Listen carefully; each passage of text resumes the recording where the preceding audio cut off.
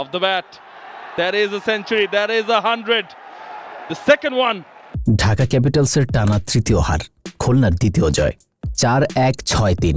খুলনা টাইগার্সের ব্যাটসম্যানেরা যে রান এনে দিয়েছিল সেটি টপকানো এমনিতেই কঠিন ছিল ঢাকা ক্যাপিটালসের জন্য। তার উপর অধিনায়ক মেহেদী হাসান মিরাজের এই বোলিং। কিন্তু ম্যাচটা ঢাকা যতটা বাজেভাবে হারার সংখ্যা ছিল ততটা বাজেভাবে কিন্তু তারা হারেনি, কারণ থিসারা পেরেরা দারুণ শো দেখিয়েছেন। অধিনায়ক থিসারা পেরেরার ঝোড়ো সেঞ্চুরিতে শেষ দিকে লক্ষ্যের অনেকটাই কাছে চলে গিয়েছিল ঢাকা ক্যাপিটালস। খুলনার 8 উইকেটে 173 রানের জবাবে শেষ পর্যন্ত 20 ওভারে 6 উইকেটে 153 রান করতে পারে ঢাকা ক্যাপিটালস। আর মাত্র 20টি রানের জন্য হেরে যায় তারা। 3 ম্যাচে ঢাকার এটি টানা তৃতীয় হার, খুলনার এটি দ্বিতীয় জয়।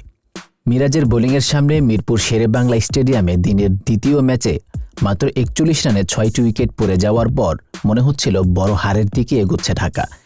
কিন্তু এরপর বিদেশি সতীর্থ চতুরাঙ্গা ডি সিলভাকে নিয়ে যেন নতুন করে লড়াই শুরু করে অধিনায়ক থিসারা।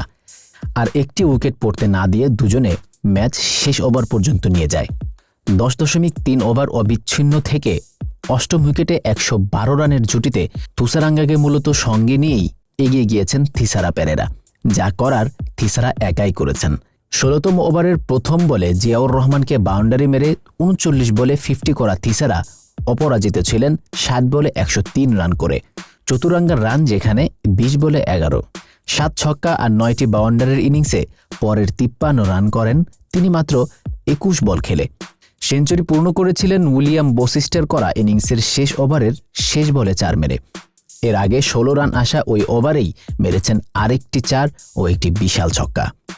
ঢাকা হারলেও থিসারার যে ব্যাটিং সম্ভাবনা এটাকেই এক পেশে তুলে নিয়ে গেছে অনেক দূর। সাপ্তাহিক ছুটির দিনে তার মার কাটারি ব্যাটিং যথেষ্ট বিনোদন দিয়েছে মিরপুরের দর্শকদের। থিসারার ব্যাটিং বিসিবি সভাপতি ফারুক আহমেদের সঙ্গে প্রেসিডেন্ট বক্সে বসে উপভোগ করেছেন সেনাবাহিনীর প্রধান জেনারেল ওয়াকারুজ্জামানও। এর আগে খুলনার ইনিংসে প্রথম 5 ওভারে 2 উইকেটে এসেছিল 50 রান। পাওয়ার প্লে শেষে সেই 55 রান 2 উইকেটেই। এরপর আবার ইনিংসের শেষ 5 ওভারই এলো 67টি রান। ওভারের মাঝে রানের প্রবাহ খুব ভালো না থাকলেও শুরু আর শেষের ব্যাটিংয়েই লড়াইয়ের রান এনে দেয় তাদের। 2 ওপেনার মোহাম্মদ নাইম আর উইলিয়াম বসিস্ট মিলেই খুলনার শুরুটা খুব ভালো করেই শুরু করে দিয়েছিলেন। 5ম ওভারের শেষ বলে নাইম ফিরে যাওয়ার আগেই 49 রান। তবে 17 বলে 30 রানের কমিও ইনিংস খেলে নাইম আউট হওয়ার পর উইকেট যেমনভাবে পড়তে থাকে রানের প্রবাহ হারাতে থাকে। 10 ওভার পর্যন্ত আরও 2 উইকেট হারিয়ে মাত্র 21 রানই যোগ করতে পারে খুলনা। তবে 17 বলে 30 রানের কমিও ইনিংস খেলে নাইম আউট হওয়ার পর যেমনভাবে উইকেট পড়তে থাকে রানের প্রবাহ ঠিক একইভাবে কমতে থাকে।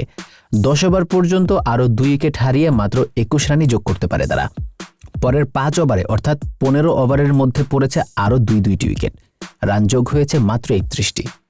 সেখান থেকে 20 ওভার পর্যন্ত স্কোরবোর্ড 173 রান 8 উইকেটে। ঢাকার জয়ের লক্ষ্য 174 রান। এটি সম্ভব হয়েছে মূলত 7, 8 ও 9 নম্বর ব্যাট করতে নামা মহিদুল ইসলামের 22 বলে 32 রান, জিয়াউর রহমানের 15 বলে 22 রান ও আবু হায়দার রনির 8 বলে অপরাজিত থাকা 21 রানের জন্য।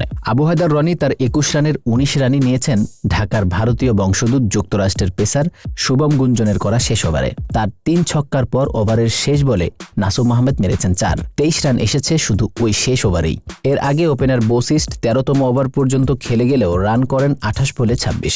কিন্তু দলে 93 রানে তার বিদায়ের পর 7ম উইকেটে মহিদুল ও জিয়াউল মিলে দ্রুত রান বাড়িয়ে নেন। তাদের 5.1 ওভার স্থায়ী জুটিতে আসে 43টি রান। আপনাদের কাছে আপনার মূল্যায়নটি জানতে চাই।